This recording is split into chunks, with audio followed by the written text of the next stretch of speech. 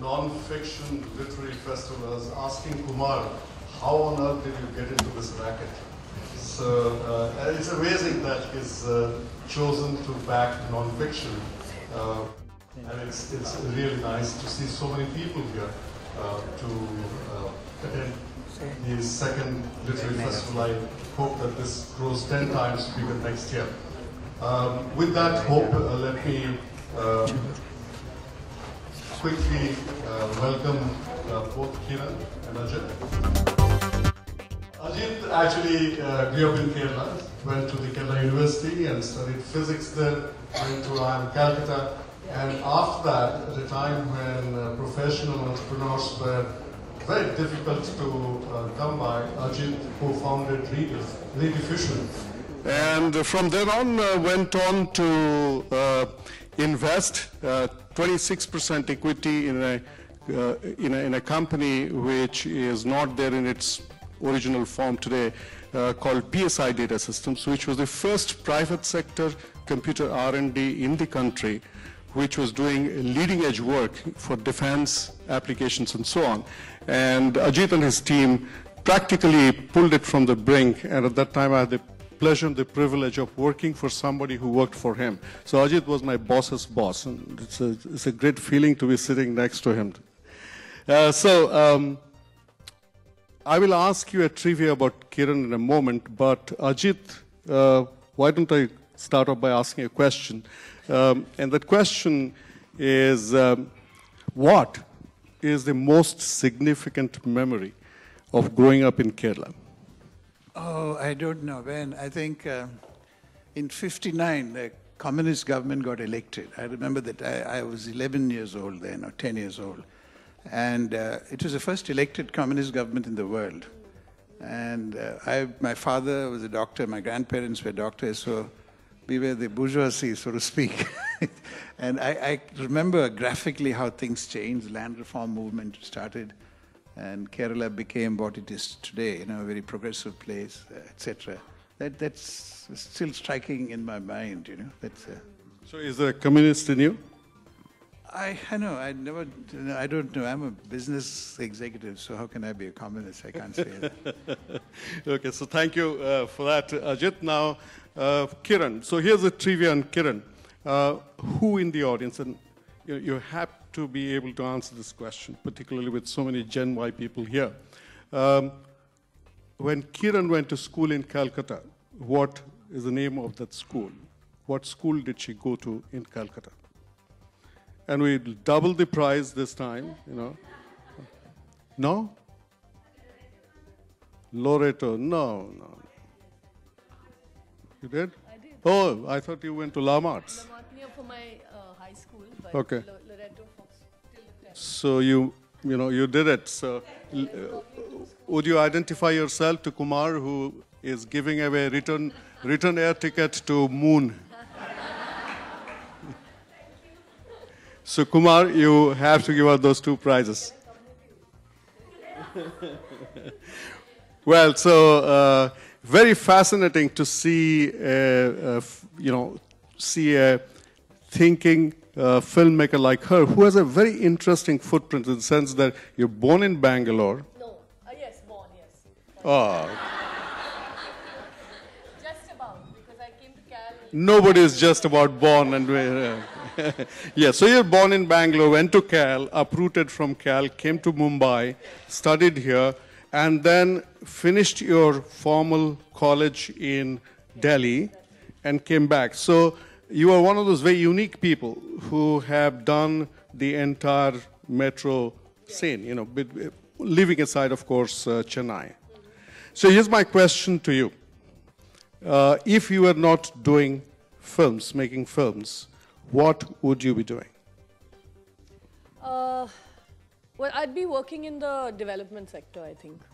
It's still something that interests me deeply, and I think I've always I did economics thinking that I would do developmental economics later as, as my postgrad specialization. But, film and more than film, just the arts were my first love, and I decided to pursue that.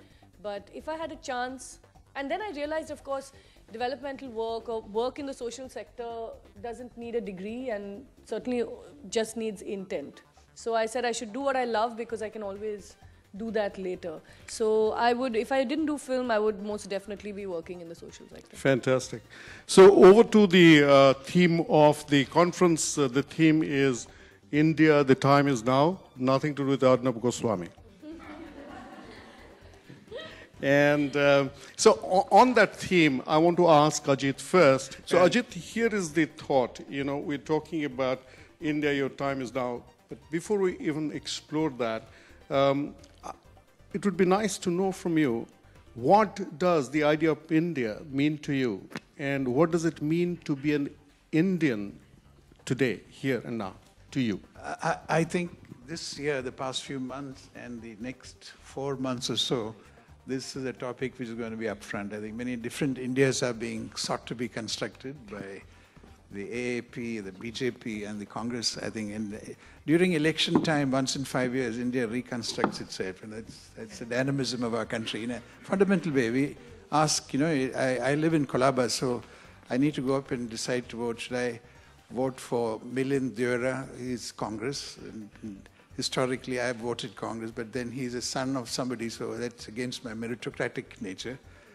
Who's the alternative? So there's a Shiv Sena person who stands for something which maybe the party I don't fully believe in, but this particular candidate works, does a very good job in the Colaba slums, and half of Colaba is slums, as you know. So you keep at the voting booth, you know, it's an interesting line which forms there in that Duns Institute School. There will be somebody like me, in front of me will be the fruit seller, then there will be a vegetable vendor, then there's Ratan Tata before that, and 2-3 others, you know. It's a great equalizer. The election's a great equalizer. So these are the moments we think, who do I vote for? What do I stand for meritocracy versus party symbols? I don't know the clear answer, but I think what is being Indian implies being very tolerant of, there are 6 of us Indians, I always found there are 9 views on any topics, and we are very comfortable with that, you know. We are willing to accept. Are we comfortable? Are we comfortable? Because I think so, which is why we argue so much against each other all the time. No, but aren't we getting to be an angry nation? And anger is I think it's a sign of passion that you care. You can be like dumb as cattle and saying, you know, the argument's gone. I think in almost any forum that we meet, there are these arguments. Sometimes you can call it ranting, but most often you sit and have what in Calcutta they call Adda sessions, and you know, I think that's part of being Indian. You know, I fully embrace. So your view right now is India being an Indian, and the idea of India is more political. No. The discussion could be about rights of women, or who was it called? Coined the phrase the argumentative Indian. Yeah, Amartya Sen. Correct, something like that. So that's central to our existence, and I hope that never changes.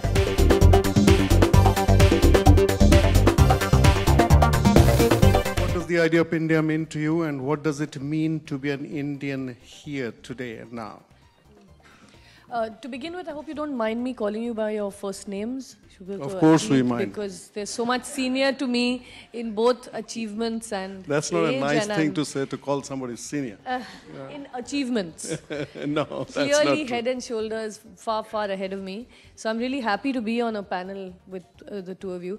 But for me, I kind of agree with Ajit. I was thinking about it after we had our conversation, and I think it's a much discussed subject that we sort of cohabit so many Indias at one time, and this diversity, while it's so complex, at the end of the day is also our great strength, and is also something that I personally take great pride in. So I think for me, being Indian is the idea of inclusion, the idea that all these discussions, all these arguments, and all these points of view need to be discussed, need to be put on the table, and need to be considered before we sort of take a decision on anything. And India cannot be looked at just through, say, the economic perspective of pink papers, or just the political angle. Like he said, I have the same dilemmas when I go for elections every year, because do you vote for somebody who is doing a lot, or do you vote for somebody whose party has is more your ideology. So it's a number of issues that we deal with as Indians, I think, every year and every day. And I think for me, the idea of India and the idea of a robust India is one that engages all these different points of view and doesn't look on it as, doesn't try to make it one singular notion or one singular identity. Yeah, I think that's very well said, because it can't be one notion, one identity. And many times I find myself asking, so whose India is it anyway? We'll come back to the India question later with you. Ajit, talk to us a little bit about entrepreneurship. The other day when we were talking about, your recollection of this meeting, this father of a young graduate from IIM Calcutta, in your capacity as the chairman of the board of governors of IIM Calcutta. And you had a very fascinating perspective on who's graduating today, what this meritocracy that you alluded to a little while ago about how that's transforming, and talk to us about the entrepreneur in New India as against the, the traditional view of what big business is all about. Well, there's the little narrative that you alluded to is something like this. During the convocation, I'm the guy who stands in a robe and hands out diplomas to everybody. At the end, 500 students graduate every year, and the parents come. That's the first time you realize the super bright kid, and this is the parents you come from. Last year there was a case where there was a man standing aside in a dhoti and veshti from Andhra Pradesh, and he barely spoke English, barely, but he wanted to shake my hands, and with his wife, and they're both in their 50s. And the young bright son came and introduced his dad because the father didn't speak English. So I asked him, what do you do? And the father says, I have a 3 or 4 acre plot of land in Andhra Pradesh where I grow dal. Okay, and this son was graduating that year. He was one of the merit rank holders from his father, who was a small farmer. And he had just got a job with Morgan Stanley for $150,000. That's the new India. People who, given a chance and given a meritocratic system like a CAT exam and dispassionate recruiting, I think education remakes in the Indian elite. So there was one more narrative. Just 2 weeks ago, I was on a late night flight, Indigo from Delhi to Bombay, and I tell my secretary, always give me a seat around 20, 21, 22, but that's, you mix up and hear things. So this youngster next to me with an iPad playing some things. After a while, I asked him, what do you do? He said, sir, I'm a sales representative for a company called Eli Lilly, the pharmaceutical company, and his company had taken him to Delhi for a training program. So then I asked him, what does your father do? And he says, my father is a taxi driver in Bombay. Wow. And I said, that's amazing. I don't know what to say. Then I said, but where do you guys come from? He said, Eastern UP. His dad came here in 87 or 88 or something in that period. And that was the only job he could do. And he had educated both of his sons to college. And there was this kid. Fantastic. And there's another brother. So after a while, he asked about me, and I told him who I am. And then as I was leaving, I said, I'm sure one day you will be CEO of Eli Lilly worldwide. And he said, yeah. That's very, very nice, very nice. He was perfectly confident that he will get there. So this is India too. I will come back to the entrepreneurship thing, and I want your reflection on that. But before that, since we are having a nice flow of conversation here, Kiran, you talked about the derivative India and how she talked about when we were having a conversation some time back. And she was talking about how for the first time, very first time, since us becoming an independent country, or probably even older than that, as a nation, as a society, we are departing from being a derivative country. Tell us a little more about your thought on that.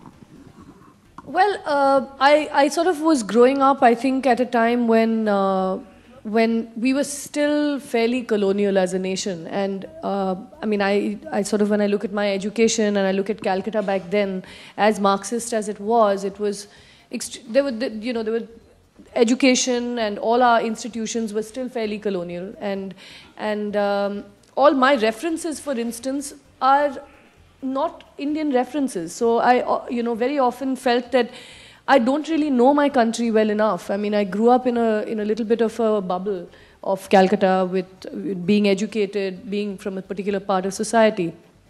And when I came to Bombay after did my college here and came back to work here, I found that cable television, of course, had just started and had just picked up, and Indian channels were now on air. And I could see the struggle to build a particular cultural identity for the youth of this nation through music channels, through other kinds of cultural spaces.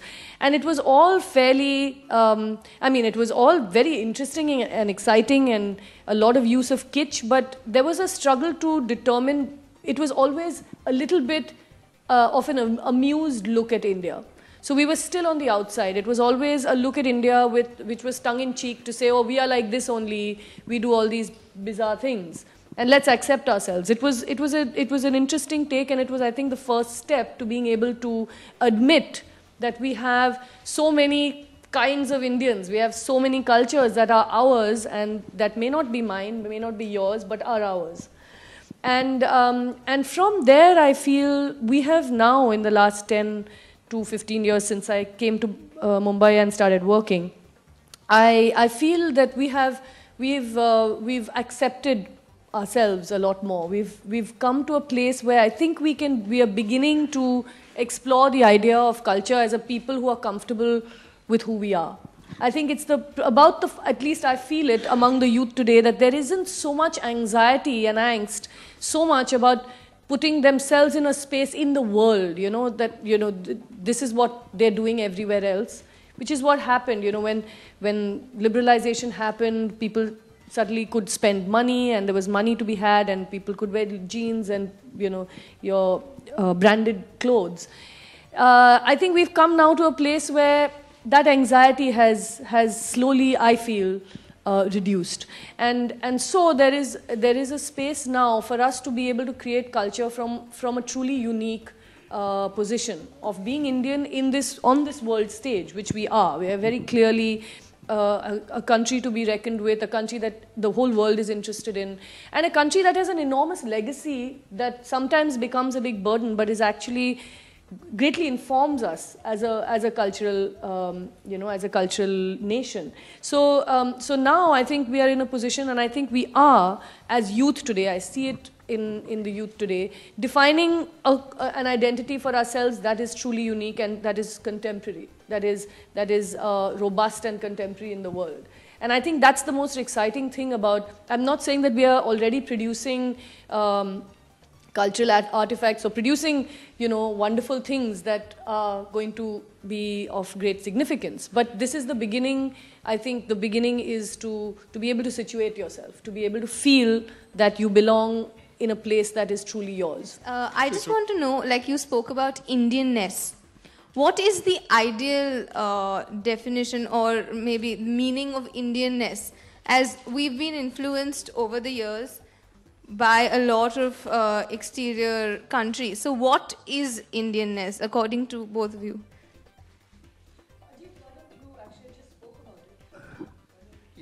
There used to be a time when you said to be Indian meant being a Hindu. That's not true anymore, okay? It never probably was. Now we are willing to acknowledge that. And at some stage it meant whether you're fair-skinned or dark-skinned. Who's an African, you segregate. You can't make out. Even the first names of young people have all become national, Ajit and Kiran could be from any part of the world, any part of India. So I think what is emerging in my head is an Indian is a person who can tolerate wide varieties of opinions, some contradictory with each other inside his head. I compare this to my friends in France or even Americans. They don't seem to be able to hold all that in their head at all times. Secondly, being Indian means learning to live with people different from you. Because that is a fact. When you go through school and college and neighbors, you have a wide variety. India is not as segregated a country as even America can be. If you live there for a while, you see how it partitions off people by real estate prices. So I think the identity is emerging, and nowadays a big battle is being fought to make sure the role of women is more equalized in our society. That is another, it's being done in such a forceful way with no other, my women friends in other parts of the world are astonished at some of our recent legislation concerning that. So we are, taking a country with a 2,000-year-old tradition of treating women not as well as we should have, and within a period of 1 year, accelerating it into the 21st century. So all of this is going on at this time. And we are, I think, seem to be quite content with all this. Occasionally we get mad, but I don't think there's any one definition of Indianness, which I'm sure everybody will agree with. We are too diverse a nation, and each and every one of us is a product of such different circumstances that we define it for ourselves. I think the fact that we belong in India and we are each of us different is, like Ajit said, just the definition of Indianness, that we just belong to this country full of different languages, different ideologies, different political points of view. I mean, as far as the youth go, I think the way for you to define yourself as an Indian would be to do things that you're interested in and comfortable doing from the space that you come from. I've struggled with it a lot in my own work, in that I find that I'm an urban animal. I have never grown up in a village. I've had, I think, one of the more entitled upbringings of, and most of us in this room I would consider entitled, because we live in big cities. We have such amenities as power and water at the turn of a tap and things like that. So I don't know the realities of so many other Indians, so that sometimes I question my own Indianness, if you want to put it like that.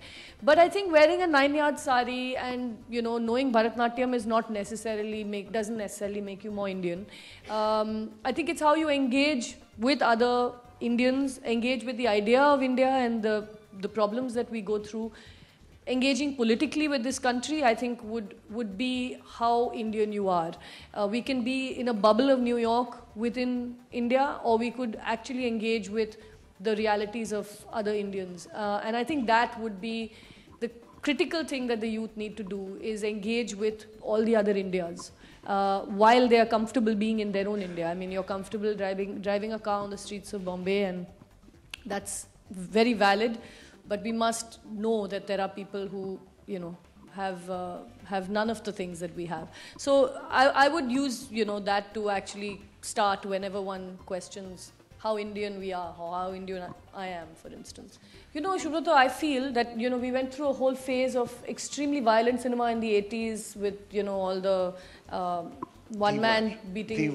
Yes, yeah, and even the 90s actually, for some period, with Sunny Deol and all the action heroes and one guy beating up many people, and usually it was always a fight of a street guy beating up goons, or a poor man beating up a villain, etc. So there was always ideologically it was always balanced the right way, but of course violence was always there. And I think violence continues to be there in cinema across the world. I'm not a great admirer or proponent of violent films. I would say our films are actually highly non-violent compared to, say, Korean films or the films of other Southeast Asian countries, where it's extremely graphic and gruesome, and in fact many films in the West as well, even films made by well-known people such as the Coen brothers, they have very, very violent films.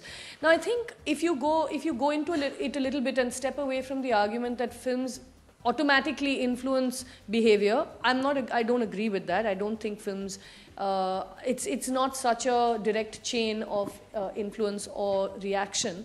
My feeling on that is that we need to think about why is, for instance, the news in our papers bad, and why is there violence in our films, and for instance, why do we have such bad TV serials? Why are they, when we actually introspect about that, I think we come back to the point that, especially when it comes to the newspapers, there are pretty bad things happening in our country. Violence is among the it's one of the things that we speak about the least, but it's there in almost every household, maybe not in certain elite entitled households where we don't have the struggle of every day getting our meals. But when I look at my own household and the women who work for me, they're all, without exception, victims and survivors of violence in their own homes. They are single women bringing up children in extremely violent conditions. They live in a society where, more often than not, they have no access to redressal, no access to security. So they have to actually comply with certain societal norms, otherwise they will not be given security by the state. So they are part, and they have to be complicit with certain social, requirements for them, that they have to be a certain way. And this is in big cities like Mumbai. So violence is part of everyday life. Unfortunately, or fortunately for us, we are, I think, insulated from it, being from a particular part of society. But to my mind, it's one of the things that's now being reported more and more, and therefore shocking us more and more, because I think, say 20, 25 years ago, reportage wasn't as much, and I think editors and people who were part of the media elite would not want so much violence to be reflected in the paper. So all I'd like to say is that, sir, it is a reality today. We read more every single day in the paper. We read about rape and people being killed and, hunger, starvation, and it is our reality. So I think for the first, we have to step up and accept it, despite the fact that it gives a very negative impression of India abroad. According to me, let's not think about what people think of us abroad. I think that's very secondary. They don't live here and they can think what they like. It's important what we think about ourselves. What does it say about us as people that every day in the paper we wake up and read this? That a 16-year-old girl is gang raped. What does it say about us as a nation? And that needs to be reported. If it's not reported, you and I won't talk about it. And if you and I don't talk about it, there's a chance that it'll go unspoken for the next few generations. And I don't think we want that to happen. One of the things that I am starting to believe is that journalists believe, Indian journalists believe that such stories sell. It's a very fundamental assumption. They tell this to me in confidence after the fourth drink. On television, it is believed that, particularly English language television, believes that such stories, particularly about corruption in high places, sells. I interviewed some of our own journalists in my own company, and they have similar views that some such stories apparently are welcomed by the middle class. And when I went on a hunt to see why should that be so, the underlying sociology looks something like this. The Indian middle class, which includes certainly all of us, and is going through an angst period today. Mm-hmm. And the angst arises because you open a newspaper on a particular day, Times of India or Hindustan Times, where you live. On the right side is ads for apartments which cost 4 crores and 5 crores. And on the left side of the same page are stories about 2G scam, coal scam. Mm-hmm. And the average middle-class person whose standard of life is eroding compared to his parents, how they lived, looks at this and says, I'm a hardworking person. How these apartments, how on earth can I even think of owning an apartment? I'm a journalist, for example, 5 crores and 4 crores. And I look to the left and see the corruption stories. I concatenate the two and say, people who can afford such things must be corrupt. And that is the angst today in India's middle class. I'm seeing it much more in Delhi when I go once a week. Yeah. Much less in Bombay. In Bombay, we tend to think there is a problem, maybe I need to work hard enough and make some money. In Delhi, they say government must be wrong. Yeah. Yeah. Government must have something to do with this contradiction that I live. I think there is a middle class angst in our country. No I don't know if it's just middle class though, because if you look at the same story, which is very valid that you're talking about, gets published in every vernacular medium, and the taxi driver is reading that story and demanding to know why not me, and the chai stall guy in rural Maharashtra is sharing the Marathi newspaper along with 10 people, because in the villages what happens is 10 people will read the same newspaper, and sometimes the same glasses are also passed around, for the elderly people. So it's a cascading problem, a big problem. about television and film, I want to make a clarification there. I think we are creating content that's probably more reflective of us as a people. It's a bit scary for me because I don't actually subscribe to a lot of what comes on fiction television or, for instance, on screens as films. But certainly, yes, there's a lot more of us in our movies, and I'm happy to say that even in big mainstream Hindi, Tamil, etc., different kinds of different language films of India, there is a sense that there is not just a sort of a standardized formulaic story or hero. And there is a little more subtlety coming through, whether it's a regional stories or stories, different women characters. I do feel that it's growing, so I do feel we're getting there. It's certainly nowhere close to where I hope it will get. But again, I think in literature, I have to admit that I've not read enough of the best-selling Indian authors. But from what I read of their success, and especially Amish Tripathi's sort of taking, pretty much piggybacking on Indian myth and legend and, sort of converting it into this exciting, new, modern sort of fantasy, is again a step in that direction where the stories that we've maybe just before my generation have heard since they've been growing up, they look at again in a different light. It's all exciting again, and it's become relevant. It's become contemporary. So I think it's a time that people have the space to do more things of that kind, and I think entrepreneurship and the way Indian business models have changed. Writers, T-shirt designers, people who sell different things online have created new and more contemporary cultures for us to go back to and reference. I'm not sure there is anything which is keeping us back. Right now, the whole world is going through an economic recession. I promise you that the problems that we have here is 1%. Some of my friends in England and France, they look at the future and say the future is a dark wall. They see no hope. What is the hope for a country like England when they look into the next 10 years? They bet everything on financial services in London, and that is imploded, never to rise again to this extent. What do the French do? 3 people are doing work for 1 person through their social system. So I think compared to them, everything in the future looks super bright to me. As usual, we'll have 6 of us will have 10 views on how we will achieve that future. There will be. Do not worry. I think that's how our film and media and print industry stay alive, by telling us which way to go. And there are severe challenges too, because part of it, I think, honestly, there is a middle class angst, partly because government has stopped recruiting for the last 10 years. The government used to be the main job provider for the Indian middle class. The nationalized banks have stopped recruiting and so on. Our IT services people saved us from 1991 to 2007, and they have paused a little bit. The scale at which we do things, sometimes, since I'm connected to the education sector, I can tell you, and nobody can get this right. Do you have any idea in the last decade how many colleges have gone opened in India? Throw a number at me. Yes, how many new colleges have opened in India in the last 10 years? Colleges worth calling colleges? Or colleges. Colleges as accredited to universities. I'm not talking of 20,000 colleges.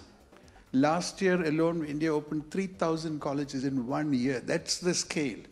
So a big challenge then is to see how do you deliver quality education without becoming over-legislating on that, without meting out criminal penalties as we normally do for, teachers don't teach, put them in jail, that kind of stuff. So we have the scale problems. Everywhere you have scale problems, in education, in healthcare.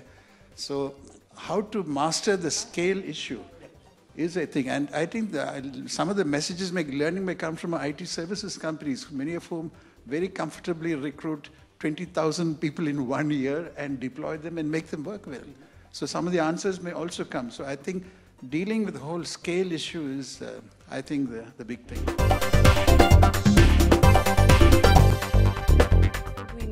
education, we need to reform education, and we have to change it right from the very primary level upwards, because you know, people who benefit from this kind of education are people like me, who come from literate backgrounds, who are able to mug up reams and reams of information. And I think what's therefore holding us back is we have youth who are bright, who are desperate to take on the world, to do so much, but are not equipped with an education that teaches them to be inventive, to be innovative, to interpret the world around them in their own ways. And that, I think, is our big, big challenge, because despite that, thanks to just, I think, the sheer, you know, just the fact that they're just talented and want to, you know, the need and the desire to perform and to do things makes Indians still so entrepreneurial, so risk-taking, and, you know, and by our sheer numbers, we become that many more. But if we had an education that was relevant to our realities today as a diverse country, that actually encouraged people to be innovative and create things, to change, their different points of view were actually encouraged, rather than, you know, please produce exactly what was there in the textbook verbatim so that, you know, you get 100%. Education, you know, sort of analysis of how a child is done wasn't done on this marks system, but on a child's ability to interpret, taking into account that a child has so many intelligences and can do so many different things, and academia is one part of it, you know. So once we have an education that does that, nobody can stop us as a nation. We're just waiting to take off, according to me. If we had teachers and we had an education system that encouraged people to, you know, to fulfill their own individual potential. How do you think we can encourage the youth to be, to instill the values of entrepreneurship? Because we have so many problems across the country, and, like, you know, reaching villages and reaching all these different places and solving different problems needs that entrepreneurial spirit. So how do you think we can inculcate that among students? That's my question. So the thing that she's talking about is a book I wrote for 16-year-olds called MBA at 16. This happened after I worked with 31 kids, 14 girls and 17 boys, all 16, over a 3-month period to see what's going on in their mind about the world of business, and then wrote this little book. But the fun thing is that that book is now getting translated to, you know, other Indian languages. But on her question about entrepreneurship, I want both of you to really reflect on this. And I see you, and of course Amir, I respect him as an entrepreneur, and you represent the creative economy, actually. By the way, to just give a glimmer of hope to the Britishers, you know, Ajit talked about the fading financial economy. The one sector which is growing higher than the GDP in Britain is the creative economy.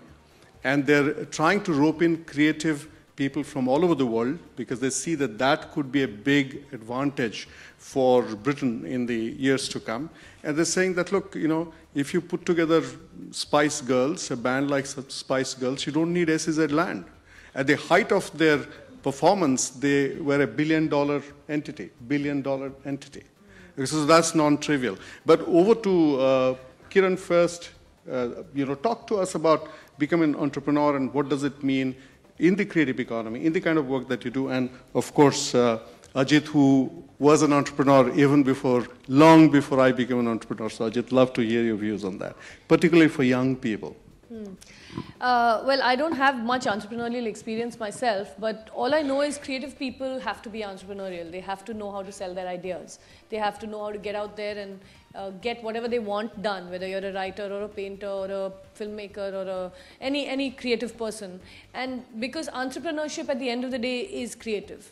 It is the ability to create an idea that people can consume, can desire, and hopefully need as well. It's not just you know, hot air. But you know, I think the problems again facing, if you just go back to what I said about Indian education, if you've survived it and you've come out with ideas that you know, you would like to share with the world, then I think the only real problem in this country is the lack of structure. I find it especially in my own industry, which was of course declared an industry far too late, and was literally the product of the hard work and vision of regular individuals. Some people who had come to Bombay after partition, and a motley bunch of people who put in their own money and their own land with no help from any government, and were expected to do great things. They were just regular people. They had no CII, no business, acumen in that sense, no backing from anyone. So when I see our own industry, I see it, and I'm ashamed to say, the most, it's the most crippling thing in our industry is any lack of organization and structure. Well, not enough.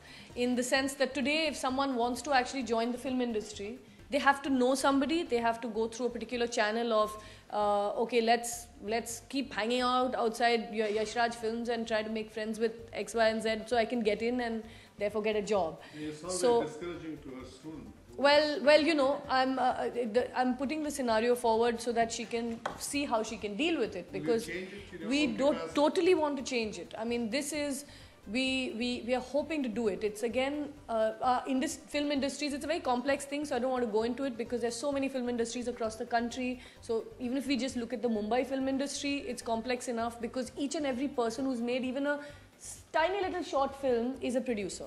So we have millions of producers in this city and state alone. So to actually get them to actually become part of a body and then look at the future of cinema and not just what will pay their bills tomorrow is a complex thing. So I just feel that is the only thing that is a problem. I think a hurdle in entrepreneurship in my sector especially, but I assume in other places is access. Yeah, we are all part of this effort. Make a film on entrepreneurs after Kolkata. Okay, when you discuss entrepreneurship in India, most people assume India has very few entrepreneurs. It is accurately not true. If you define entrepreneurship and the opposite of it as being a salaried employee, salaried employees in India are only 18% of the working group. All others, 82% are on their own. That could be somebody who's a domestic servant on their own, or it could be small business. And you also find this pattern saying people from quote-unquote business communities seem to, be the majority of entrepreneurs. And we think that there's something in their blood genes. No such thing. No such thing. The real reason is the availability of capital in an organized way is a problem. It's an acute problem in the film industry. Some of my friends are ad filmmakers, so tangentially I know that industry. Typically what happens is if you start and you want 10 lakhs of rupees to make your first venture and your parents don't have it, if you come from a business community, they have ways of financing this. But if you come from a middle-class family like mine and your dad is a doctor, and he doesn't have the money to give you, there is no way. The Indian tax system does not favor, let's say, for me to invest in a startup venture, and if that fails, that to be written off. So some of us, including myself, are pushing the finance ministry very, very hard. One step we have had a success, which is to create the limited liability partnership firm. That bill got passed after 5 years of pushing. That's one very, very important thing. The second piece is to make sure that if I, as a passive partner, invest in a partnership firm that one of you have started, and you chance 9 out of 10 you will fail. That's a rate for entrepreneurship throughout the world. And if you lose that business and I have to write it off, today under Indian income tax law, it is virtually impossible for me to write my 10 lakhs off. Whereas in the United States, I can write the full 10 lakhs off immediately. So these kind of institutional arrangements are needed to create early stage financing. Because you can't go to a bank. The risk rate is too high to start up. So no bank will say, pledge your grandfather's house, I'll give you money. So we don't want that, right? So I think we have to look at the institutional connections, and I think even in a film industry, I think in the 60s and 70s, I think smugglers were financing most of them because nobody else would. Pardon me? Yeah, because nobody else would risk the capital. Inherently, a creative product like a film, chance of success is what, 1 in 10? At best. And this is true in software. It is true in anything creative. So I think we have to fix the institutional arrangements for it, and some of us are pushing hard, and please join the Thank you, Ajit. Actually, I don't mean to cut it short, but this has been an amazing conversation. Let's have one question from under 25, from students. Yeah. Okay. How about that boy there in the orange t-shirt? Okay. Yes. Orange t-shirt. Yeah. You're not from Gujarat, are you? Go ahead. To know your idea about India versus Bharat. How can you differentiate India versus Bharat? Wow. India versus Bharat. Amazing question. You get 60 seconds to answer, and you also get 60 seconds.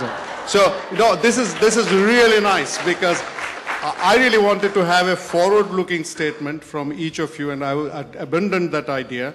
But thank you. What's your name? Sandeep Gupta. Sandeep is the prize winner, next prize winner, okay? And this is real, not like 2 return ticket to moon. Okay? So this is the man, right, Kumar? So 60 seconds. Tell us India that is Bharat, India versus Bharat, and how India can become Bharat. Actually, much of our discussion today was about that, is that I said that I feel India, we cohabit so many Indias at one time. So while I live in India, I know that there's a reality, there are many different realities that make up this nation. And I think the only way to make our nation, we'll always, I think, have this distinction as long as we have such a vast divide between rural and urban India, English-speaking India and regional languages. And I think the only way to overcome it is to include and accept and to see that Bharat also in yourself, to become multilingual, to travel in this country and to accept that we are a diverse country. That's our strength. Well, Ajit. The term Indian Bharat seems to normally come loaded with various value judgments. One is inequality of income. The other, sometimes I feel, is the English-speaking fluent class versus the others. Rural versus urban. I think all speaks of unequal. Bharat seems to be in some ways lesser entitled than the India portion of it. I think by the time you get to be my age, which is about 50 years from now, or 40 years from now, I hope you guys will work and solve He this wants it problem. in the next 10 years, Ajit, not by the time he is your age, These are big issues. And the fact that at this young age you're reflecting about it, it makes me so thrilled. Fantastic. Actually, I want to say something. Ajit, you're absolutely right. In making this distinction, Sandeep, right? We are doing ourselves a disservice. Because we are Bharat and India.